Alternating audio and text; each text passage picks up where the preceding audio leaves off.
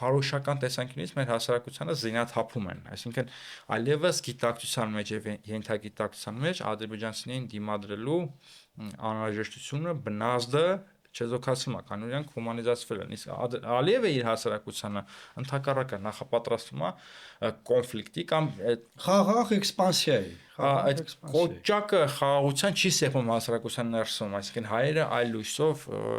չեն ներկայացվում, դեհումանիզացիան շարունակվում։ Ավելին քեզ ասեմ, շատ հետաքրքիր բան հիմնավորեցիր, որովհետև նաև ես ուզում եմ ուրիշ ձևով ձևակերպեմ, բայց լավ ձևակերպեցիր։ Ես ուզում եմ ասել, որ Ալիևը իր ելույթներով եւ պահվածքով ինքը մոտիվացնում է իր ժողովրդին դեպի Հայաստանի Հանրապետություն, ժամանակին մոտիվացրել է պատերազմով, չէ՞։ Հիմա խաղաղ էքսպանսիայի իմաստով։ Իսկ Հայաստանում մեզ դեմոտիվացնում են դրա դեմ որևէ ձևով, պատերազմի մասին խոսքը չի գնում արդեն, որևէ ձևով դրա դեմ դիմակայունություն ունենալու իմաստով։